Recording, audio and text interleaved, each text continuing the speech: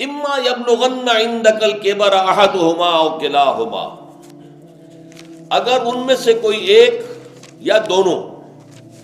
تمہارے پاس بڑھاپے کی عمر کو پہنچ ہی جائیں،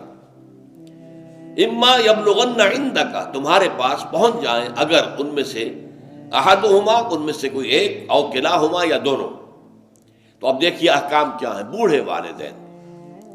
فلا تقل لہما اف، نمبر ایک انہیں اف تک مت کہو۔ اف کیا ہے؟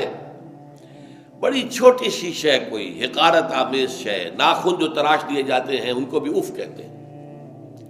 اتنی سی چھوٹی بات بھی ان سے نہ کہو کہ ان کی گستاخی جو ہے اس درجے میں ہو رہی ہو، جیسے کہ یہ تراشے ہوئے ناخن ہے، اس درجے میں بھی کوئی گستاخی ان کے سامنے نہ کرو۔ فلا تقل لہما اف، اف ہے آپ پر، ہمارے ہاں یہ لفظ اف زیادہ استعمال نہیں ہوتا، تف استعمال، تف ہے تم پر، تف ہے آپ پر، نہیں، ہرگز نہیں۔ اف لکما وما تعبدون، حضرت ابراہیم علیہ السلام نے فرمایا تھا، سورہ انبیاء میں ہے موجود یہ اف لکما۔ سورہ احقاف میں جو سرکش اولاد ہوتی ہے ان کے بارے میں کہا گیا وہ اپنے والدین کو اف لکما، آپ پر تف ہو، نہیں، لیکن یہاں جو حکم ہے فلا تقل لہما اف، انہیں اف تک نہ کہو۔ نمبر دو ولا تنہرہما، کبھی انہیں جھڑکنا مت۔ اما السائل فلا تنہر، سورۃ الضحیٰ جو ہے اس کی جو آخری آیت ہے، تو کسی کو جھڑک دینا، کسی سائل کو جھڑکنا نہیں ہے، اگر نہیں کچھ دے سکتے تو آپ شرافت کے ساتھ اس سے معذرت کر لیں، بس اللہ اللہ خیر صلی اللہ بھی معاف کیجئے، بس جھڑکو مت۔ ولا تنہرہما، نمبر تین وقل لہما قولا کریما، ان کے ساتھ گفتگو کرو بڑے ادب کے ساتھ، ان کا احترام ملحوظ رکھتے ہوئے بات کرو، لیکن یہ ہے کہ اس کے اندر احترام ملحوظ ہونا چاہیے، ادب ملحوظ رہنا چاہیے، ایسا نہ ہو کہ ان کے دل کو ٹھیس لگے۔ یہی ہے وہ جو بچہ سا تھا ہماری گود میں کھیلتا تھا،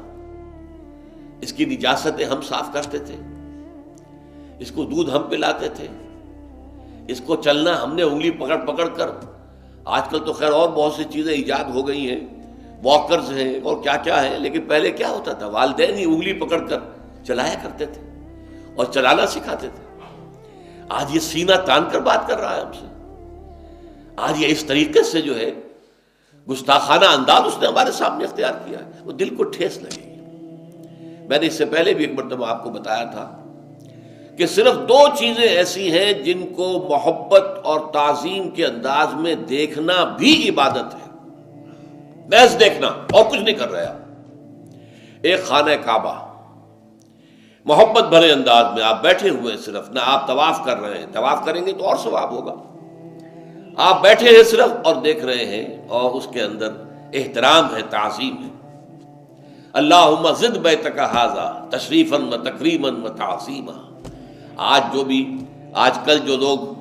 اب تو خیر ٹھیک ہے بات وہاں سے آگے نکل گئی ہے، مینا میں پہنچ گئے ہوں گے لوگ، کل تو حج ہو جائے گا انشاءاللہ، لیکن جو حاجی بھی یہ دعا مسنون ہے کہ جب بھی وہ مسجد حرام کے اندر داخل ہوتا ہے اور پہلی مرتبہ نگاہ پڑتی ہے خانہ کعبہ پر، تو فوراً اللہم رب ھذہ البیت زد بیتک ھذا تشریفا و تکریما و تعظیما، اے اللہ اپنے اس گھر کو، اس کی عزت، اس کی تکریم، اس کی تعظیم، اس کے اندر اور اضافہ کرتا چلا جائے۔ تو یہ انسان اگر صرف خانہ کعبہ کو بیٹھ کر دیکھتا رہے تب بھی عبادت ہے، ثواب ہے۔ اور اسی طرح بوڑھے والدین کو محبت بھری نگاہ سے دیکھنا، یہ بھی موجب ثواب ہے کہ دل جو ہے ان کو کہیں کوئی آئینہ قلب جو ہے ان کے احساسات کو ٹھیس نہ پہنچے، اس کا لحاظ رکھنا۔ اما یبلغن عندک الکبر احدہما او کلاہما فلا تقل لہما اف ولا تنہرہما وقل لہما قولا کریما واخفض لہما جناح الذل من الرحمہ، اور ان دونوں کے سامنے اپنے کندھوں کو شفقت کے ساتھ، ادب کے ساتھ جھکا کر رکھو۔ یہ جو ابھی میں نے چند الفاظ کہے تھے کہ سینہ تان کر بات کرنا، یہ ایک انداز ہوتا ہے بات کرنے کا۔ ایک یہ ہے کہ آپ بات کر رہے ہیں والدین سے، والدہ سے، والد سے، لیکن جھکے ہوئے،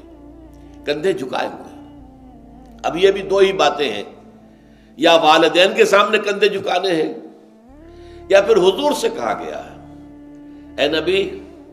آپ اہل ایمان کے لیے وخفض جناحک للمؤمنین، یہ مومن جو ایمان لائے ہیں ہمارے نیک بندے ہم پر، چاہے وہ غریب ہیں، فقیر ہیں، چاہے وہ غلام ہیں، مسکین ہیں، آپ اپنے کندھے ان کے سامنے جھکائیے۔